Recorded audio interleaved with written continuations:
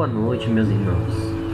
Que o nosso Mestre Jesus, nossos mentores espirituais, todos aqueles irmãos que estão entre nós, nos amparando, nos auxiliando neste momento tão difícil de enfrentamento a esse vírus, essa pandemia que domina o mundo, possam se fazer presentes em nossos lares, em nossas mentes, em nossos corações, envolvendo a cada um de nós, os nossos familiares, nossos amigos, nossos desafetos, de maneira geral, envolvendo este globo terrestre que precisa tanto do auxílio e dos encaminhamentos dos nossos irmãos. Para quem não me conhece, eu sou Ivandro Gomes, já fiz um trabalho na Gelfa e fui convidado para mais uma vez estar com o grupo nessa nossa doutrinária.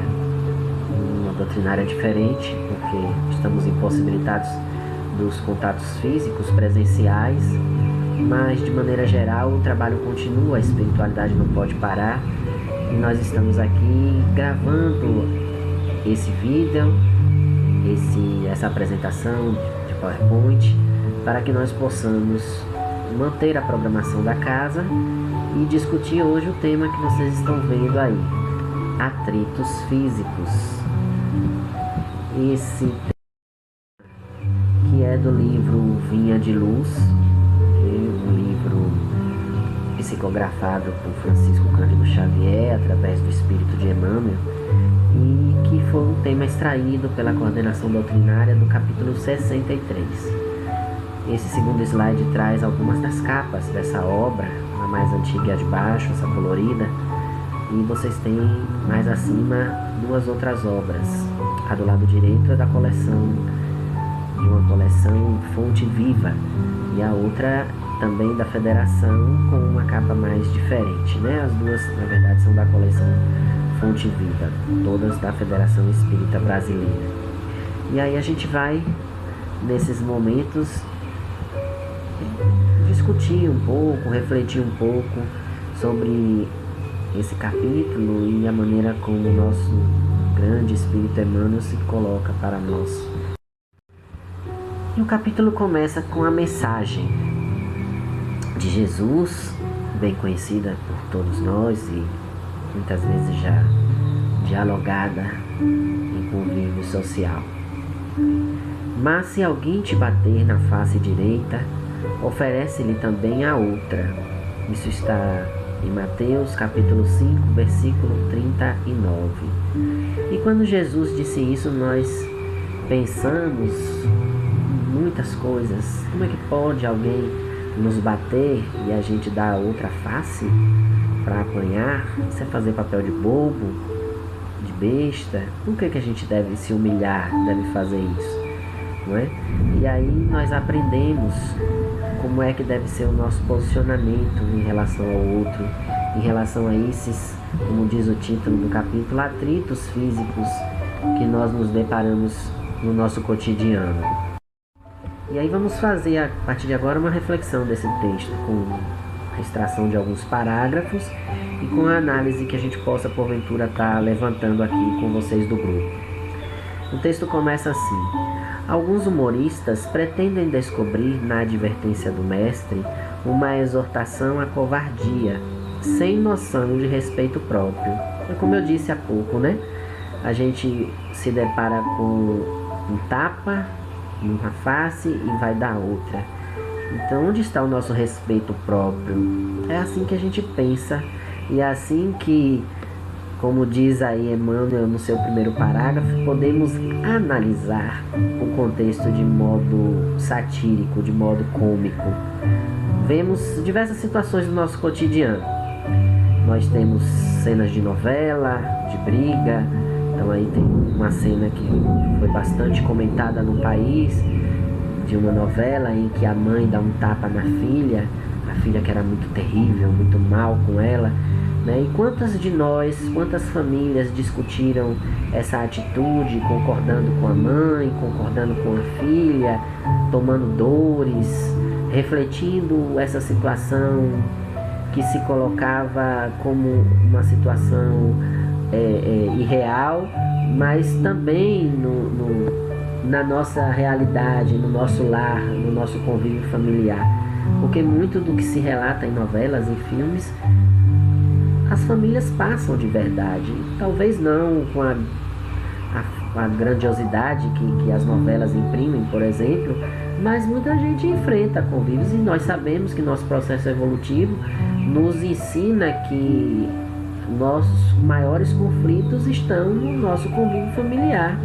É onde a gente precisa resgatar o que ficou pendente, resgatar aquilo que nós deixamos de enfrentar para que nós busquemos a nossa evolução.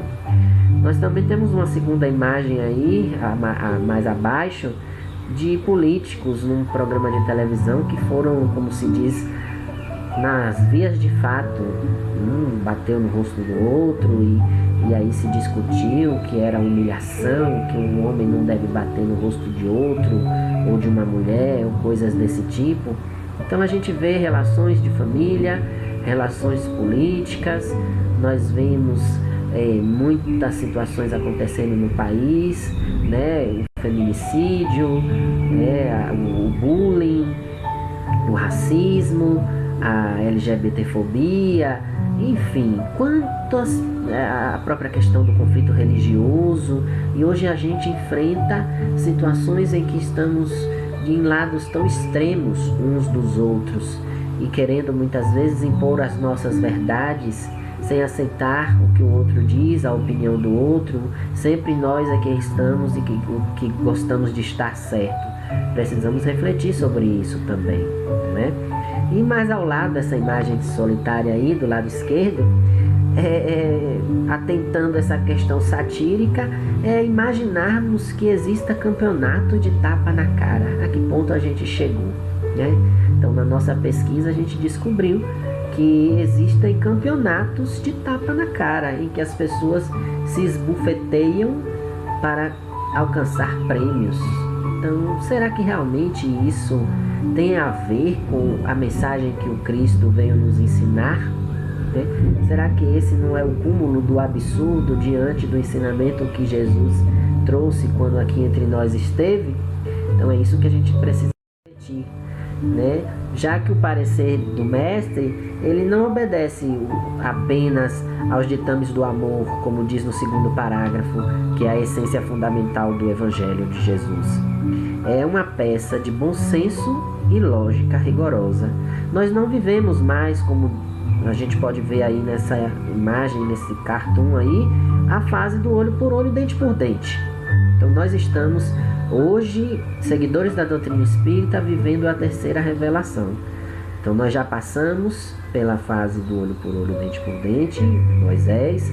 Nós já passamos pela fase do Cristo e hoje nós estamos nos esclarecimentos que os Espíritos nos trazem através da verdade da revelação que o codificador Allan Kardec nos trouxe, e também em função do que os Espíritos vêm nos intuir, vêm nos ensinar cotidianamente. Porque todos nós somos médios em maior ou menor grau e todos nós estamos assim em contato com a espiritualidade.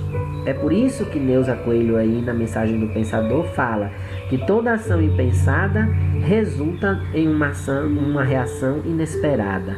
Então nós não podemos mais agir sem pensar.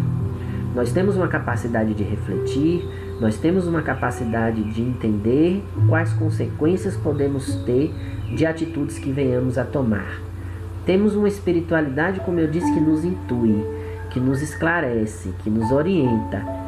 Como é que nós vamos agir por impulso? Como é que nós vamos agir de maneira impensada? E essa maneira impensada nos dá o direito de reagirmos de maneira inesperada? Então, precisamos, nessa escala de evolução dos seres, nos encontrando no estágio hominal, perceber se esse comportamento nosso é ou não o mais correto e o mais adequado para o nível evolutivo em que nos encontramos. E aí, precisamos pensar, quando Jesus fala do dar a outra face, num verbo muito claro, que é o verbo surpreender. E surpreender, pelo dicio.com.br, é causar surpresa, é espantar, é desconcertar, E aí vem alguns detalhes mais: surpreender o filho com uma surpresa, cantava e surpreendia, tal fato não me surpreende, apanhar no ato, prender em flagrante, surpreender o ladrão, são todas formas de expor e de exemplificar a expressão surpreender. Mas vamos ficar com aqueles dois verbos que estão ali na primeira linha: espantar e desconcertar. Quando Jesus diz dar a outra face,